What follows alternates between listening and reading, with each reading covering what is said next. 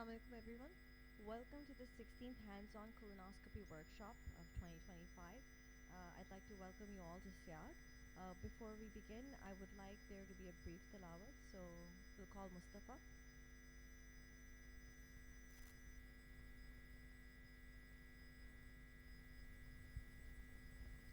أعوذ بالله من الشيطان الرجيم بسم الله الرحمن الرحيم لإلاف قريش لإلافهم رحلة الشتاء والصيف فليعبدوا رب هذا البيت الذي أطعمهم من جوع وآمنهم من خوف صدق الله العظيم.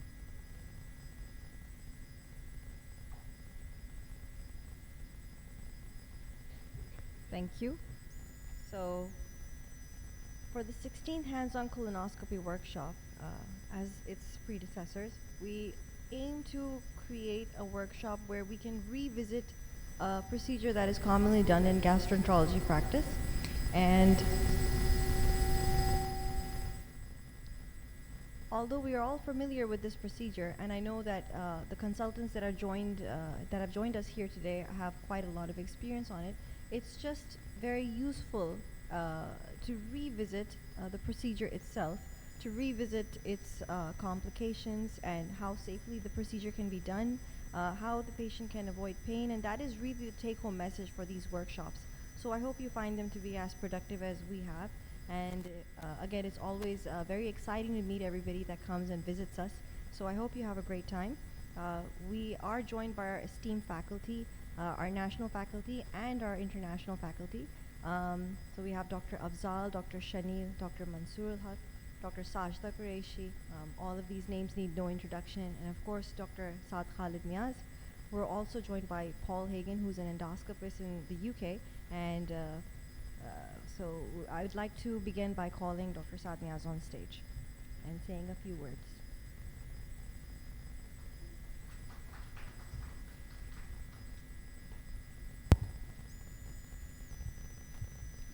बिस्मिल्लाहिर्रहमानिर्रहीम। एको हो रहा है थोड़ा सा ना।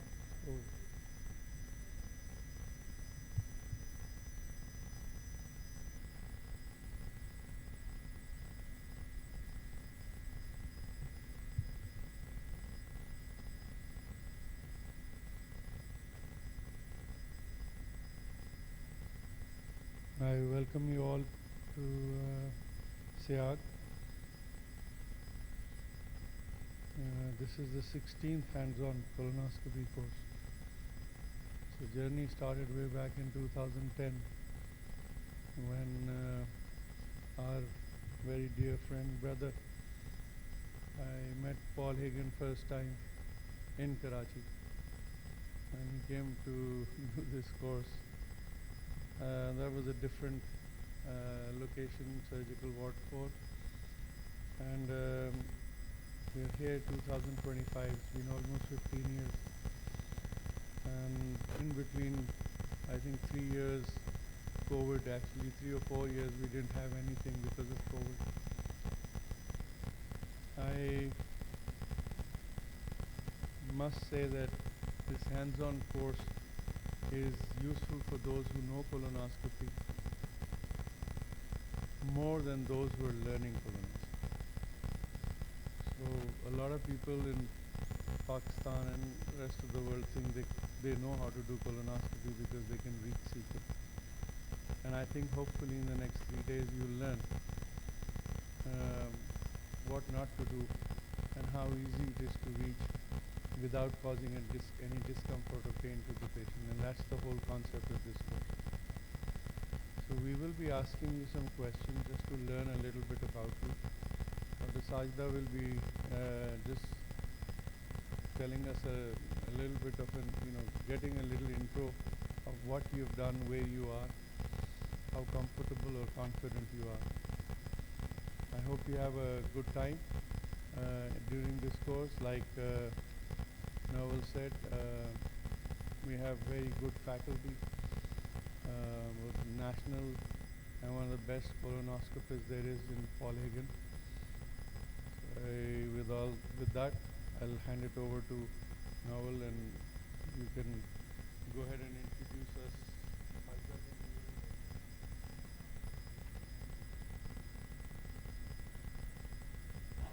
Assalamu alaikum everyone, and welcome again to 16th hands-on colonoscopy workshop.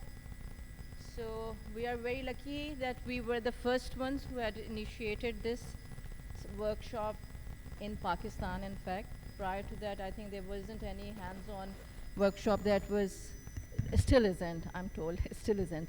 So we have been the pioneers in this field, and we have had several trainees who are now consultants who are training their trainees. So we have also started with Paul and Dr. Saad. I think I can speak without this better. So we have started a trainer workshop as well. This is the overlap with this workshop. Later on. So how does this course work is that Dr. Saad and Noble both have mentioned that the very good way to improve is good. Reaching the cecomoterminal ileum should not be your goal. Your goal should be a safe and a painless procedure, right? So what we usually were taught before we met these two gentlemen here was that you just have to reach the ileum. And in between, whatever you find, it's your luck, you find it or not, at least you get the procedure done.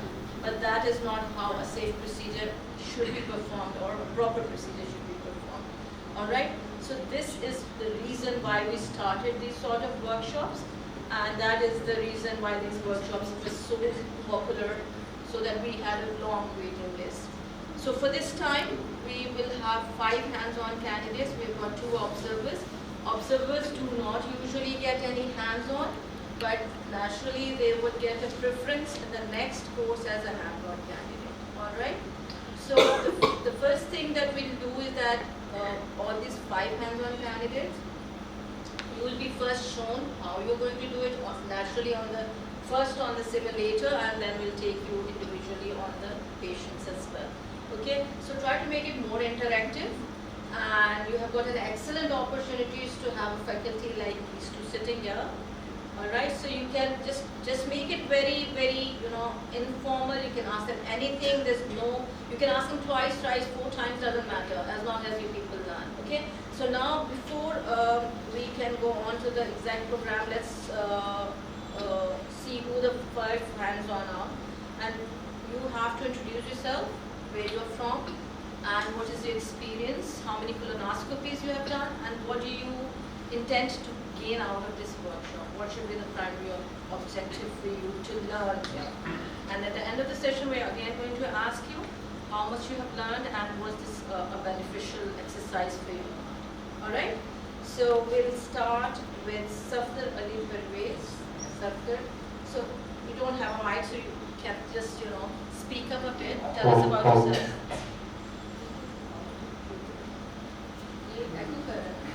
So do we have a hand mic, guys? hand mic है ना हमारे पास mic है. Turn it on.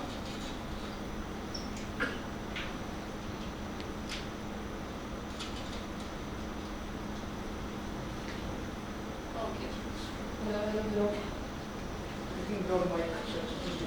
That's fine. Whatever you feel comfortable, everybody should be able to.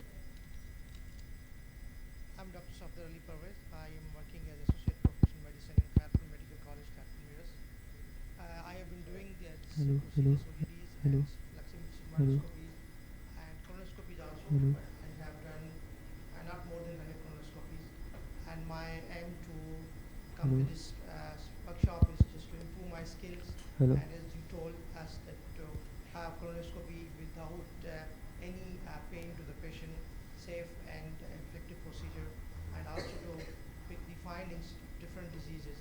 That's my aim in this course. So if I ask you, what do you find most difficult in colonoscopy? Where do you struggle? I struggle especially in sigmoid, where I get usually loops and then difficulty in de-looping. Difficulty in de-looping and having problem with also ileal intubation also, there's problem, and sometimes it becomes painful for patients also. Okay, so it's painless, de-looping, and the third one? shortening of scope. And terminal ileal intubation. Yes. Okay. All right. So you said you've done approximately 100. And how much sedation do you give normally? Normally we don't give sedation in colonoscopies. In OGTs, yes, we are giving, but not in colonoscopy. Yeah. So you were a little concerned about pain. Yes. So that means you're. Sorry, Yes. you don't give any sedation at No, all. sir, we don't give any sedation in colonoscopy. We don't give. How many of the patients, how many of the patients get paid? Sir, almost I think I can say more than 60%. So why don't you give sedation at all? Just just fear of side effects. When you give it in OGD, Yes, we you are don't giving in have OGD. side effects there. In OGD, you will see patient gets irritable and retching, so that's we have to. But I am saying the reason for not giving sedation is side effects in colonoscopy, right? Why is it the same reason applicable to? So not only side effects, but in our setup we don't have also the recovery rooms, so we don't give more time for patients to recover from the sedation also. How many patients, sorry. No problem, sir. How many patients actually have severe? Sir, not severe pain. You can say mild to moderate, but not severe pain. So there is nobody screaming for the Not nobody, but maybe few patients, but not the majority of patients. They don't scream because of pain. How many colonoscopies are done in your center? Sir, we have been doing colonoscopies maybe once or twice a week, but sigmoidoscopies we are doing more. Once or twice a week, but how many do you do on a list? 5, 7, 8? Yes, sir. Almost 5, 7 years. So you do 10 a week. Yes. So that's a big number. Please. Can I ask a question? What's your secret division rate? Secret. Sequel intubation rate, I can say it's 60 to 70%. Okay, thank you very much. Kausar, may I ask? My name is Kausar Hayat Khan, and I've come from Lower Dir, Temargara, KPK. I have cleared my FCPS in July 2024, and I'm working as a gastroenterologist in Temargara Teaching Hospital. And the purpose of coming over here is in KPK. There are certain problems like we are doing colonoscopies, but we have not learned it in accordance to the protocol and guidelines. So the purpose of coming over here is to learn it in accordance with the protocols and from the giants of the field. So this is the basic aim of coming. So how many have you done so far? I have done up to 50 colonoscopies, and the problem which I face is brother has told that it is difficult to go through the sigmoid, and also the cecal and terminal intubation. I feel difficulties over there, so I want to learn those things over here. Why do you think you face difficulty? What is the exact thing that The ward I'm working as there. is that who is some painful for the patient or you can just cannot just proceed? We usually cannot proceed up to the terminal ileum, and there is a looping in the sigmoid plan, so it becomes difficult for me to deloop it. So I want to learn those things over here. How do you know when you enter the hospital? How do you know, or how do you confirm your ECG? Yes, sir. Especially when we reach the set, this landmarks, appendicular orifice, and also the sternum shape is triangular. And also we can confirm by reaching just in the light of the scope, reaching the side of cecum also. It's exactly by seeing the lights, and those orifices usually we when we find out over there. Okay, so you've done about 50, you've done about 100. Okay, thank you for that. And currently, sorry, I Yeah, may have yeah, missed it. How many times are you getting into cecum in your So time? not more than 60-70%. Yes. So yeah, 50 to 60%.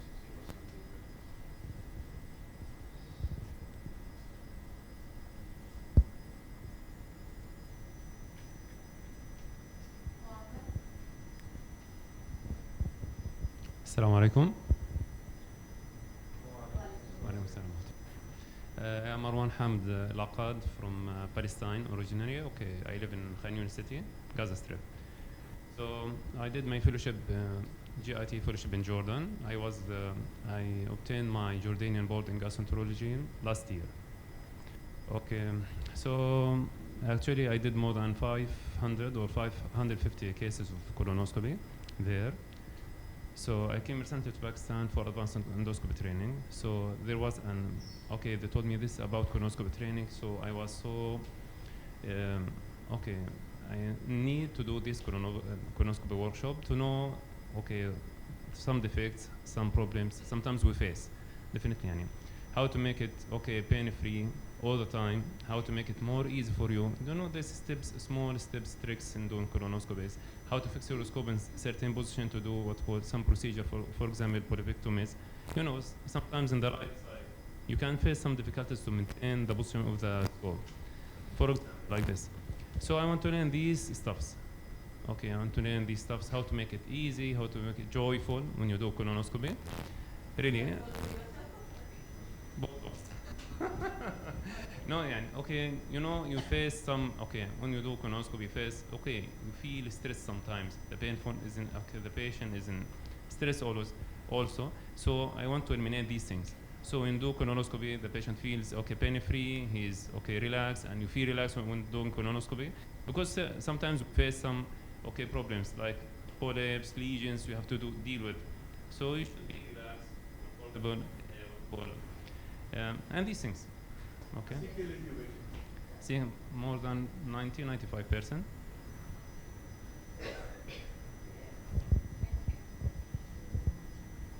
And how many polypectomies have you guys done? Polypectomies, anyone? How many?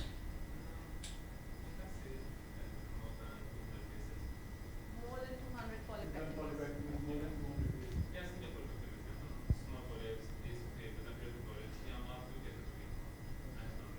You've done any polypectomies?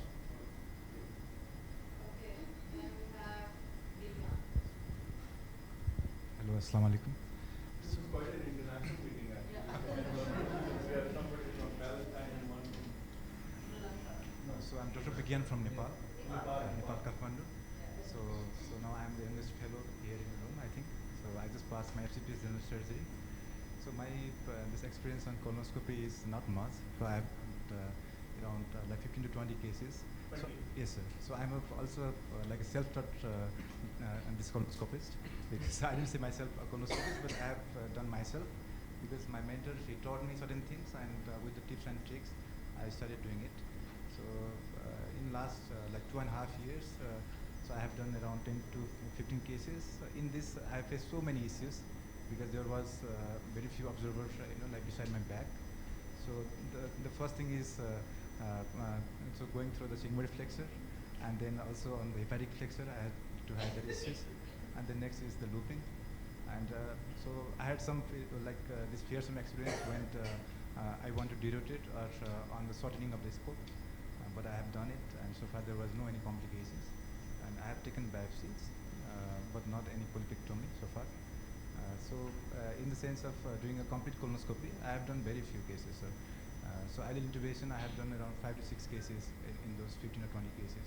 You've reached the secret? Yes, sir. I have reached there. Yes, sir. Yes, sir. And do you sedate? No, sir. So. No sedation at all? Yes, sir. In my center also, like those are my seniors, the told us. So we don't use sedation. Yes, sir. Madam, sorry, do you use sedation?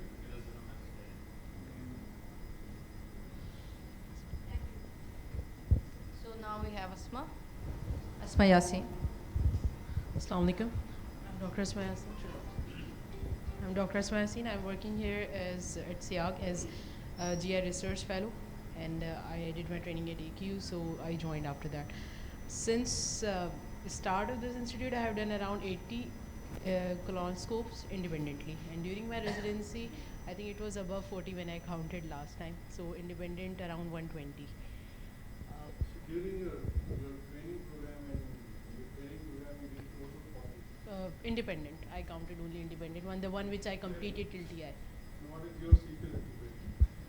Sir, 40 actually वही है जो मुझे I counted only those which I completed till TI during my residency, and here I remember more than 90% I reached till TI. Why do you want to do the focus? Yes. So Why do you want when to run the focus? so after my residency, I noted that the loop formation thing, I want to know about those movements which doesn't form the loop or form the loop and then identify at very start, so that I can minimize these loop formation, or I can know that what movements are causing discomfort to the patient and of course to the procedure. How much sedation are you using? How much sedation were you using there and how much are you using here? Is there a difference or same or what? Sir, I think it's same. I would say it's same.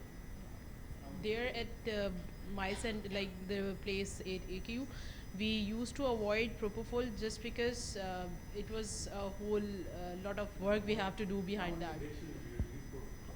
5 to 6 we used to reach maximum, I think 5 to 6 milligram. The maximum was this. There was, sir, usually we used to there, sir. I'm talking about the maximum. Sir maximum इतना होता था, वैसे 2 to 3 तो was per day.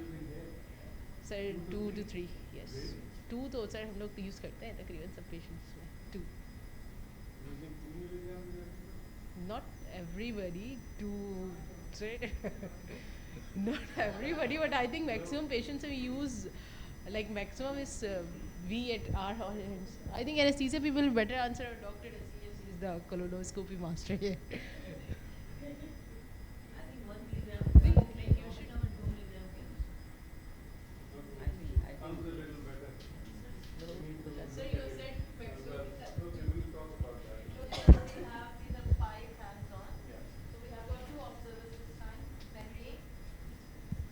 Ready.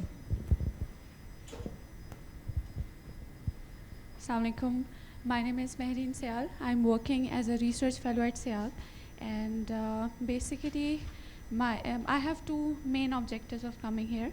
Number one, after clearing part 2, I have done 25 colonoscopies. No, before clearing part 2. During my residency, I didn't used to maintain a logbook, but approximately 150 colonoscopies. But obviously, those were supervised. So you've done almost 175. Yes, sir. Under and without. Yes, sir. What is your secret integrity? Sir, approximately 90%. If you're not maintaining a record, how can you tell us it's 90%? Actually, now I am. Previously, I wasn't. It is very important. I think when you're training, if you finish your training, even afterwards, it's nice to know what you're actually. Because we may think we have a certain thing, but between 90 and 95, unless you have it logged, it's going to be impossible to remember. Yes, sir. That's one point. Okay, so you want to fine-tune your wrong habit. Yes, sir. Yes, sir. And how much sedation do you use? Usually in sigmoidoscopy, we don't give any sedation. Yeah, In colonoscopy, we give 1 milligram midazolam and 1 milligram KINS. Are you working in the same center? Now?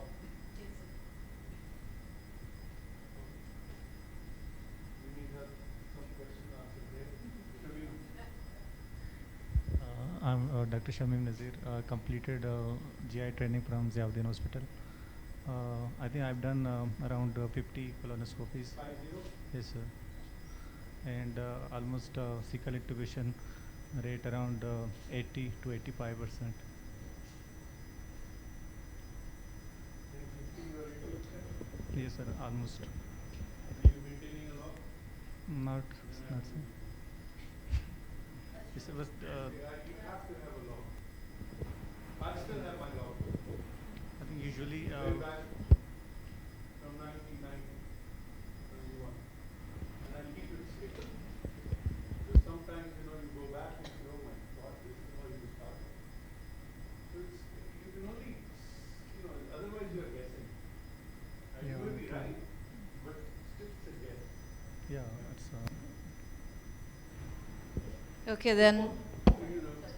Paul can chip in, but sorry, is there anybody left? Yeah. Oh, sorry. Dr. Nishat. Oh, you're Hello, I'm Dr. Nishad and currently working in the UK.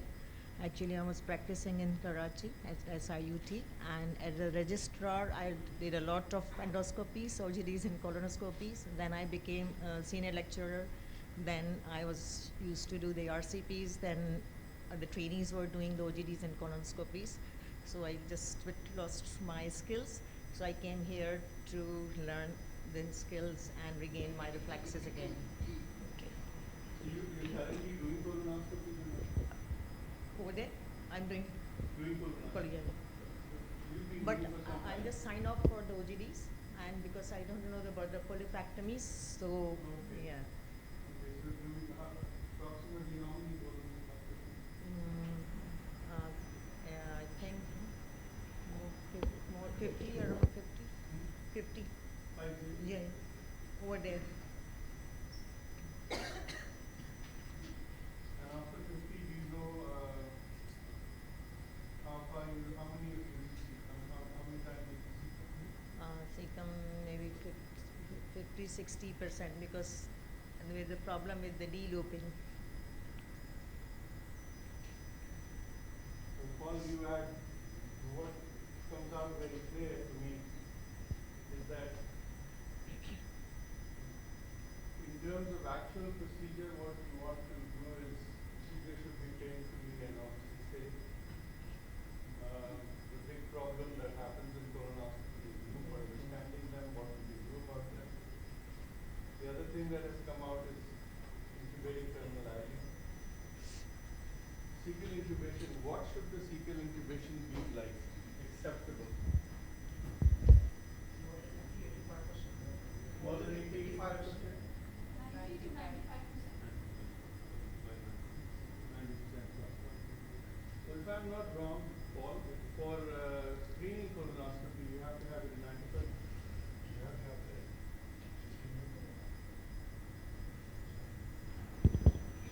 For screening colonoscopy, you have to have a cecal intubation rate of approximately 95%. That's what you need, but how they actually accept it is if your initial cecal intubation rate is 90%, they expect a 1% increase year on year for the next 5 years, and that's how they go. Failure is, if bad prep is declared, that actually goes down as a failure of colonoscopy, and that goes against your name, not against the patient. So it does count, but it goes as one of the failures. So that's not fair. It's not fair. But it's the way they actually decided to do it is that a lot of people would find colonoscopy in the past difficult, and they'd say, oh, look how bad this prep is, then call it and bring it back for somebody else to do. So that was one of the things they used to do. Me, myself, I would rather call bad prep and say, it's bad prep, bring back. And my cecal intubation rate, even though it was very high and would have been higher, was actually floating between 93 and 94, which wasn't, which is acceptable. But you have to bear in mind what they do. There's one particular hospital, one particular institute for all comers. If the patient is down for a colonoscopy and does not come to the department and it's on your list, it's classed as a failure. And there is one hospital in the UK who does that. That's ridiculous. One of the things I've noticed on here... If you take that out, I think you should be 99%. Yeah. So the things that stop you are, the main thing that stops you is obstructing lesions. That's the main thing that stops you. The thing that strikes me here is that there's a lot of people saying they've got issues in the sigmoid, and then they've got issues in the terminal ileum and the cecum, but nothing in between.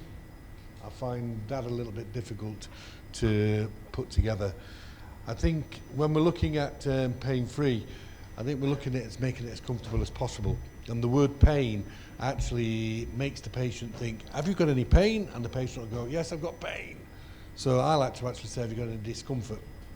And then you actually are not diffusing it, but you're actually giving it a level of acceptability. So if they say, no, it's pain, they've classified it as pain, and then you'll know it as pain. Okay. Overinsufflation is the biggest enemy that you've got. But sedation. When we come on to looking at sedation, what is your fear of propofol compared to midazolam? So which one's the most risky drug to give? Which one carries the most complications? Propofol or midazolam? Propofol. Well, would you believe recent study has shown that you give propofol and you give midazolam, and the propofol has the same, if not slightly less, statistical issues that arise than using midazolam. and there is more comfort for the patient. So the use of propofol is actually a more desired. Is that dose D- equivalent, or is it based on? it's used as a sedative and as a but not nocturnal. So midazolam, like 1 milligram, would give you equal side effects. That I wouldn't know, but all I know is what the study is suggesting. Like for like, is what it says. And that study recently come out, and it's actually saying that if you use propofol, you will have this similar, just to less complications to what you will do with midazolam.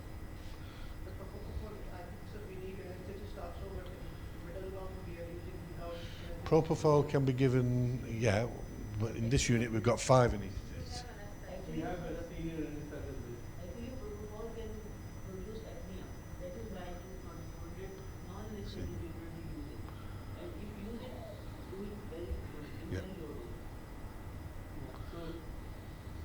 So, the question here is about sedation. What would be safe? It's comfort and safety. Yes. Completion of the procedure, keeping patient comfortable and safe. That's in one line. That's what they do. So sedation, generally speaking, how much sedation do you have? I was just told, I'll just share this.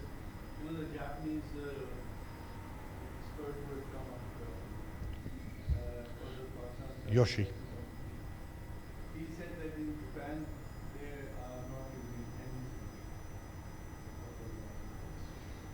and also for other. But I'll tell you, he said something very interesting, because they are doing screening twice a year after a certain age, because their risk of cancer, according to them, is colorectal cancer in Japan is number one. So he said, we are now going to sedation because the patient's uptake is better if they don't remember anything. Remember, you're giving sedation not to, this is the best effect of midazolam at 1 to 2 milligrams with the transient amnesia. The patient doesn't remember an experience, they will not remember anything. And if they don't remember, that's fantastic. So you don't want to flatten the patient. If the patient is having pain, what I've seen is give him 2 more, that is not correct, because you are the one who's causing pain.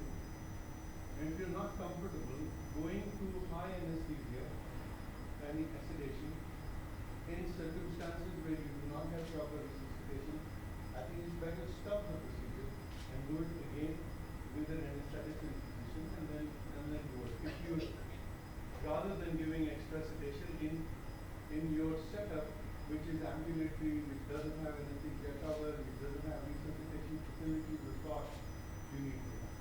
So if you're going to use sedation, then you must have your antidotes there in the clinic. If you're using midazolam and if you're using pins, then you need to have both your antidotes with you in case that is required in the non-ambulatory. This is obviously, we assume that all endoscopy suites should have antidotes. Yep. And obviously you need to have resuscitation equipment with you. The ambi bag, the resuscitation stuff for the airway. So if you're going to use sedation, I think it's very important to have that, because if you're doing a large number of cases, once in a while you will end up having probably using high sedation. That's why we recommend 1 milligram of midazolam and 1 milligram of pins by and large for majority of the patients. That's just our general relaxation. We don't want our patients to sleep. The only difference we have between the West and Pakistan, we have had this discussion, is when it comes to ladies, female. The female, we have 2 issues.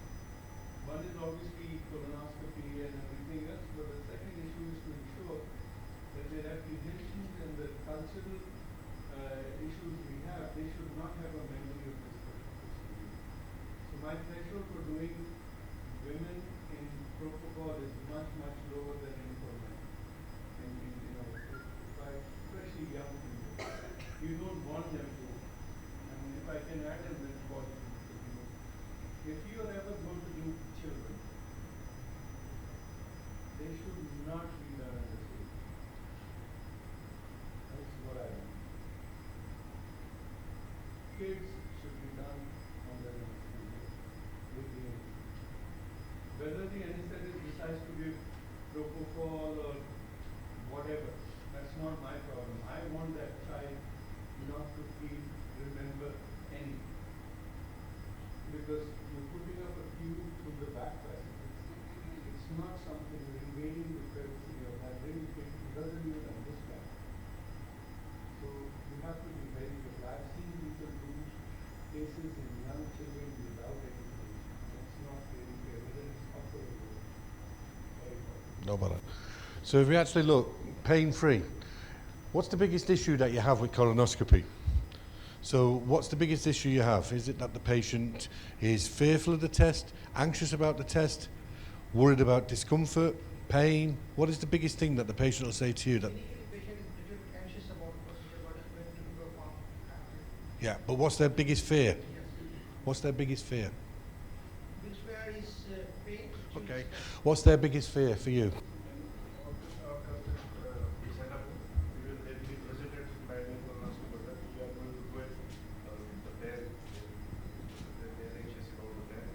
The pain. That's grand. Biggest fear? Pain. Biggest fear? Pain. Don't know many patients say perforation. Pain. So, midazolam. Do we use midazolam for pain? No. So what do we use for pain? So we're focusing on sedating a patient when we should be focusing mainly on the thing that's their biggest fear, which is their discomfort. So you can lightly sedate, but what you're trying to do is manage their discomfort. So we focus a lot, especially in the UK, we focus on the discomfort. And the discomfort, how we manage it, will give morphine. Yeah. And we give Entonox as well. So, but they're the things that we do, self-management. And then we ask the patient to use Entonox. But the issue is that we can actually give pain relief, and that's the big thing. And the sedation is just to help a little bit with their anxiety. So managing their discomfort is best. Actually, midazolam is not an anesthetic. It is just an anxiety relief. Yeah. And amnesia. It's only used as a knockout drug when we give too much, and then we have problems. So midazolam is not to be used for pain management. Midazolam is only to be used because it makes you feel good that the patient is no longer moving. What we should be doing is managing their discomfort. So first of all, when we actually look at managing discomfort, what's the best way of managing the patient's discomfort? Huh? Well, okay, we explained the procedure. But now we're in the procedure.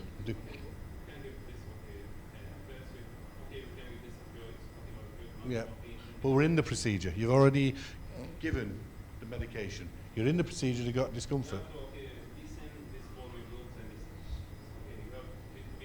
Okay. What would you do? Patient's got pain, what would you do? Okay. What is the first thing you would do? Stop. So the first thing is you're going to stop. Then what are you going to do? Okay, but what's the... So the patient's got pain, you stop. What are you going to do now? Then we should sort out why he's having this. So you're going to actually then talk to the patient. So what we're trying to do, if you're listening to the type of conversation I'm trying to have, is we're keeping it very simple. Everything that we do on this course is trying to keep it simple. So we'll come back to a couple of other things in a moment, but we stop. So if one of us say stop, that means stop. And what it also means is freeze what you're doing. So don't stop and then put everything down, because we want you to see one where your hands are, and the most important thing is then we actually address what's happening and advise you what to do accordingly. So stop. Then we'll point you in the right direction. Not tell you what to do, but point you in the right direction of what to do next.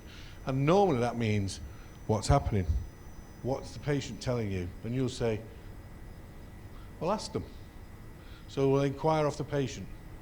So what is the thing that you're actually trying to do with the patient? You're trying to manage the procedure itself. And how do we actually tell the patient we're going to manage the procedure? And how we're going to manage the procedure? When is the opportune time we tell the patient how we're going to manage the procedure should they have some difficulty? When is the opportune time that we tell the patient how we're going to support them through the procedure? What time is that?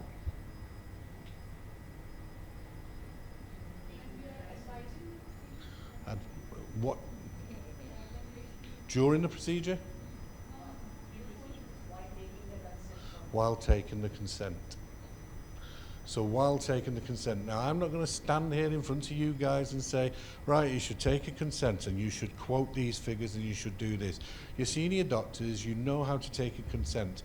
But part of taking a consent is this. It is a contract, first and foremost, between you and the patient. Failure to comply to that contract destroys all confidence they have in you. So what was the purpose of taking the consent in the first place if you are not going to try and stick to the plan? So what that does now, when you're thinking about that, you're now thinking, oh, I've just normally gone up to the patient and said, sign here. This gives me permission to do the test. How many have you done that? How many of you just gone and told the patient, sign the consent without explaining patient? Admit it.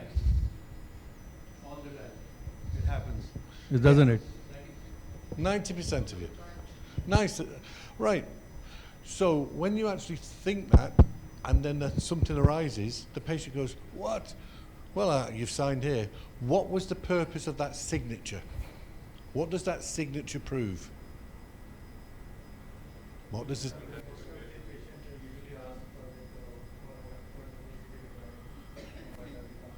Not all the time. Not all the time. May or may not ask. It depends on what you tell them.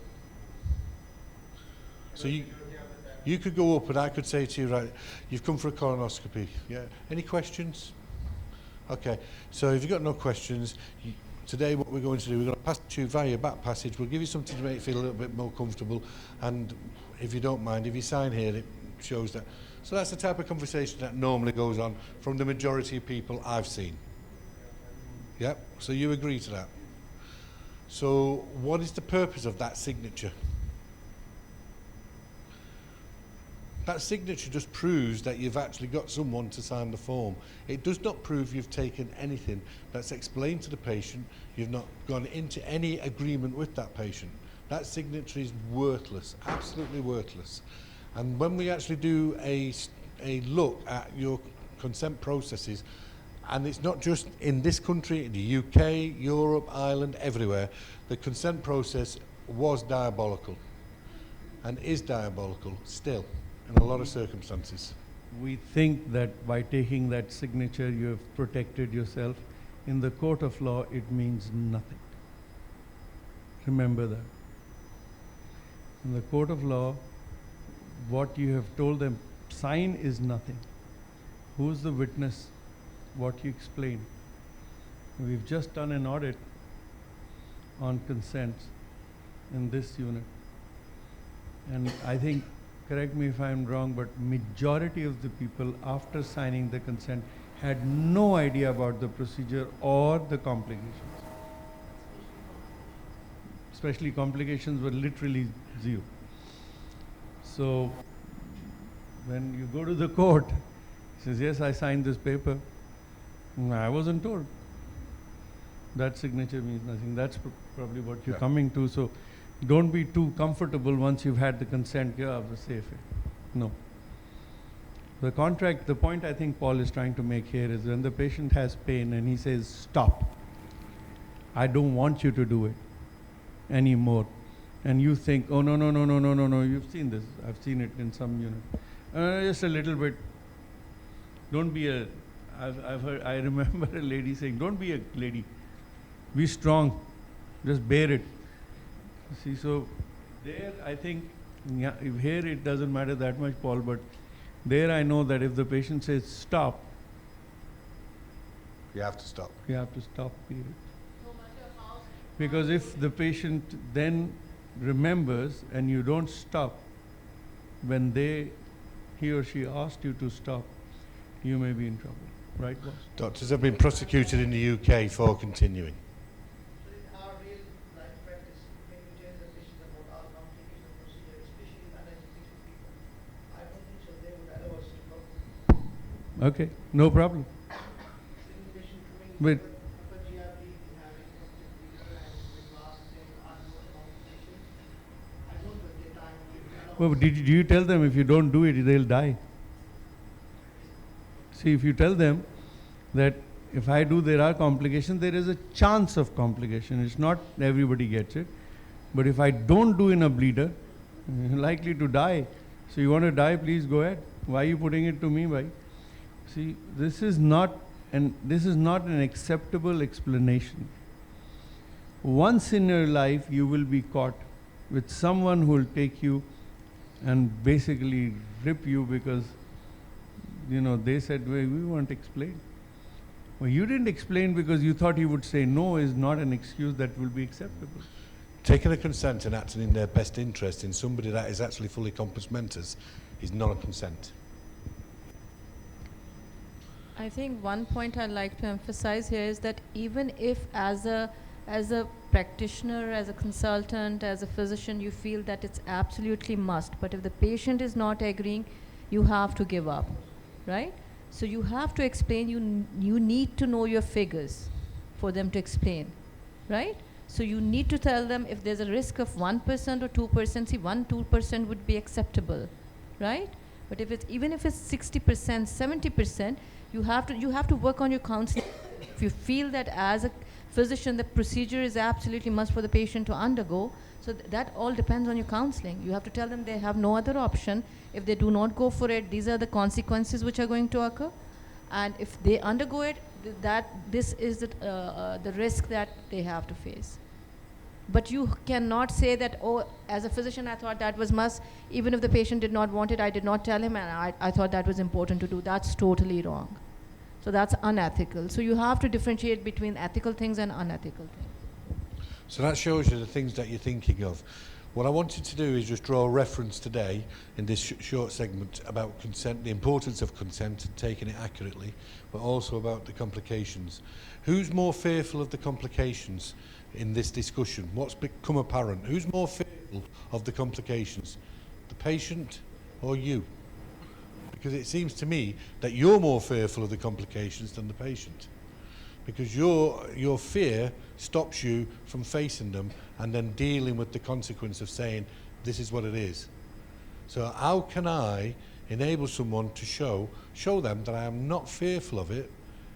I'm not accepting that it happens in every case, but I'm not fearful of it, but it can happen, but it's on the whole, it is a safe procedure. It is a procedure that if we do slowly, steadily, you work with me and I work with you. We keep the discomfort level as low as possible. That keeps us in the realms of being as safe as what we can be while we're doing this test. And you make it a partnership and you work together. That's how that works. So what we're going to do over the course of the next few days, the procedures are going to go on. There will be opportunities for you to discuss more about complications and risk to patients. There'll be more opportunities to talk about the medications. There'll be more opportunities to talk about consent. So we'll hold these mini discussions as we go along. It's not that you're just going to be sat there watching the others do the procedures. There's going to be opportunities for you to work hands-on here as well at the same time. We're going to do little sets where we can take you to one side. We will also take you to one side as well if you had difficulties and talk about how you could have resolved those, one on the mannequins and two at scopes as we go along. So there's a lot of opportunities for you to learn. The other opportunity is, I sound like I know what I'm talking about, don't I?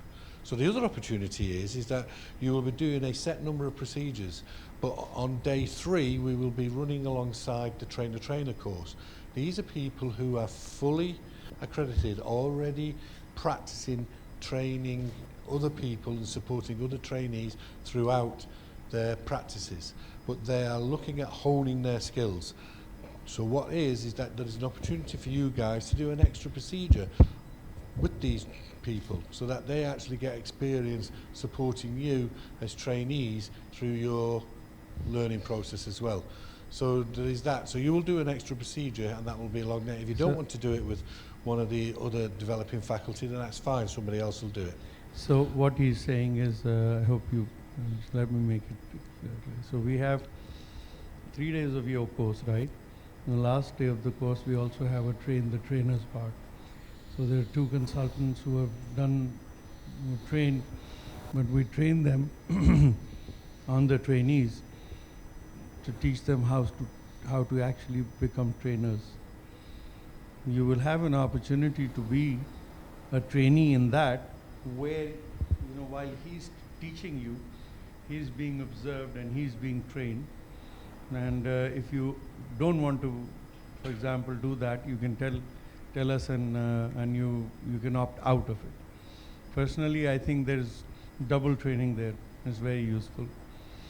What he's trying to say is that all the things that we are talking about will be reinforced during the course. We'll be telling you about the things, everything that you talked about. Pain-free is equal to how much air you put in, how good and how much understanding you have of the loop. Reaching cecal intubation is again part of that. If you're doing it properly, you will reach the cecum. And terminal ileum has certain maneuvers, which I'm sure we will be, all these things that Paul is talking about, they will be reinforced in every case. While 2 will be doing the course, doing the actual hands-on, the other 3 and the observers can actually be on the mannequin if they want to, or they can actually watch how they are being trained, so end of this course you would have seen almost 20 to 25 colonoscopies. Done 4 to 5 cases, but you've also seen about 20 to 25. And in those all these things will be repeated so that you get this reinforcement. One thing they mentioned, and I wanted to, before I forget, cecal intubation. How do you recognize cecum is only, as far as I'm concerned, there are only 2 things. Either appendicular orifice or ileocecal valve. Everything else, I am sorry, I think I personally don't. The triradiate folds and whatnot, I have to see the ileocecal valve. I have to see appendicular orifice. One of them is fine, preferably both. Because if you can see appendicular orifice, how can you not see the ileocecal valve? Okay, but this light and pressing is something that has been forgotten for years. Okay, so we started this course in 2010, and we've been saying that for the last 15 years here, but it's been much before that we realized that you can actually be somewhere else and thinking you're in cecum if you use this. Both the indentation as well as light. So I heard that, and I didn't want to forget that. 2 things to finish with. One, the most important thing is the course belongs to you. You're the owners of the course.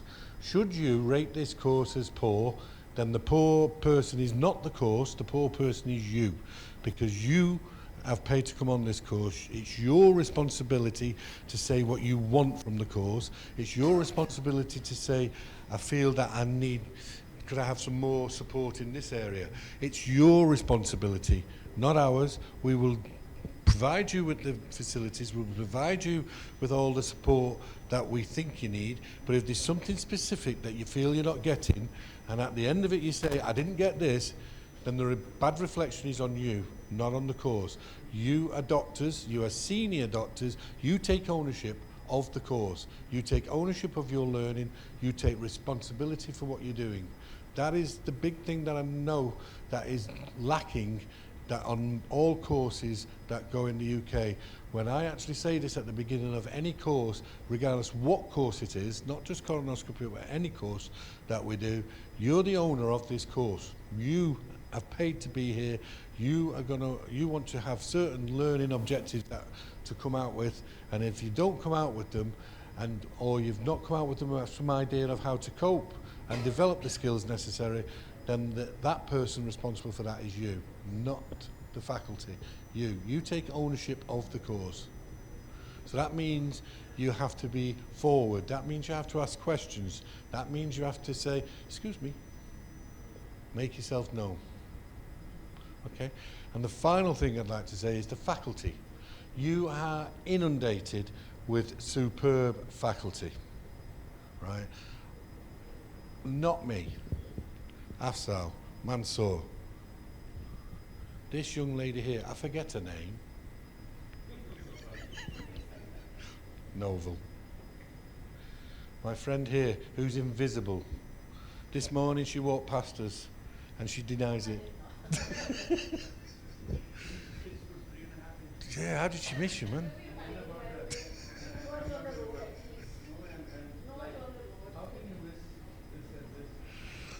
This and this. This is a very relaxed course. You can see. Nobody's a professor here. We're here to teach you. We're here to learn as well. I've learned a lot from these courses myself.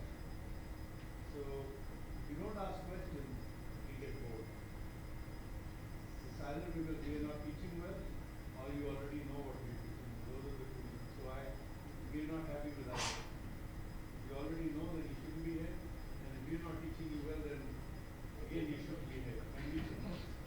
So please ask, especially Paul. I still have difficulty understanding him sometimes, but it's okay. I ask him to break the thing.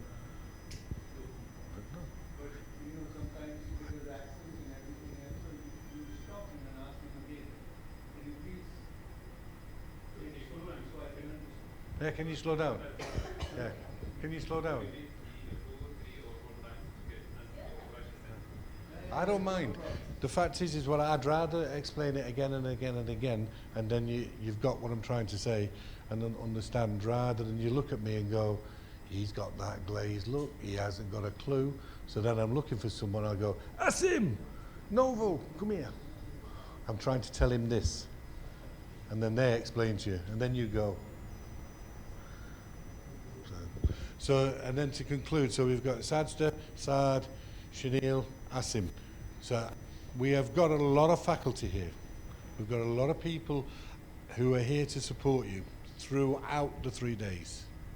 It's your course, take ownership, and if you don't give it 5 stars, I'll turn around and I'll say to you, that's your fault. And because we've already excused the fact that you don't understand me, because we've said approach any of the other guys. He doesn't say much, so don't worry. He's brilliant. I have 3 people here. 2 don't stop talking. Me and Paul. And 3 don't start talking. There's one who's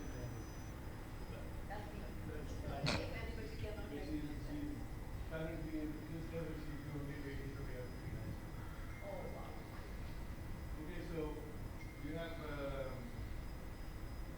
not because I'm part of this course, not because it's taking place here, but honestly,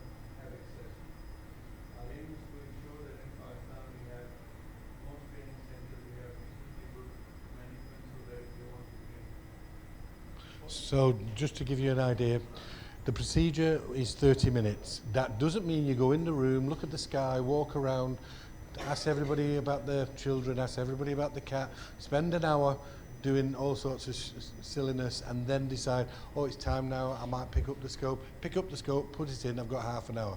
That's not what it is. We go in the room, consent will already be taken, you will be briefed about the patient, you will then pick up the scope when asked to pick up the scope, and then after introducing yourself to the patient, and then pick up the scope and then do your pre-scope checks. That's when the time starts. So pre-scope checks, start the procedure, regardless about where you are, how good you're doing, etc. We will be looking at stopping the procedure at 30 minutes. There may be occasions when we let things go on a little bit further. There may be something that is a little bit beyond you and we may have to take over for a brief period of time. There may be a large polyp that we think is beyond your skill level at this moment in time. There may be a polyp that we think, right, he'll get more out of taking this polyp off than what he would do if he was to complete the procedure. So there is a lot of things that the person who's supporting you has to think of while it goes on. But what we're going to focus on, if everything goes to plan, it is going to be 30 minutes. At the end of that, regardless what's happening, whether the tube's still in the patient or out the patient, we'll call it quits, somebody will step in, finish the procedure, you'll go off with the person who's been supporting you, and then you'll go through your form and you'll look to get 3 objectives for that for the next procedure. If there's anything specific that needs to be done, you'll return to here, we can work on the mannequin and we can work individually with you. Then there'll be opportunities for you to sit down and watch what else goes on. And that's how the process will work. Okay? Any questions? Do you understand what you just said? Yes, sir. Happy. Shanil.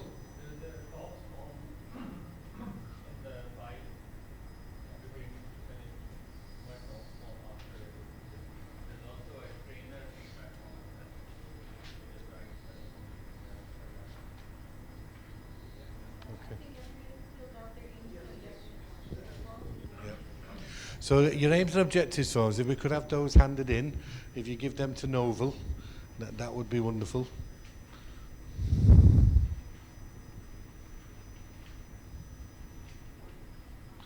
Now the biggest thing is that I say to people when on any learning opportunity is that you must enjoy what you're doing. Okay? If you enjoy what you're doing, you'll learn more. If you're not happy, talk to one of the faculty. If there's something, but the most important thing is to be happy in what you're doing. If you're happy, you'll enjoy it, you'll learn more, you'll do more, you'll remember more. Okay? See, this little exercise that we did here, you know, what you want is this to be pain-free, proper training. Want to avoid loops, proper training. Reaching terminal ileum, proper training. Cecal intubation, same.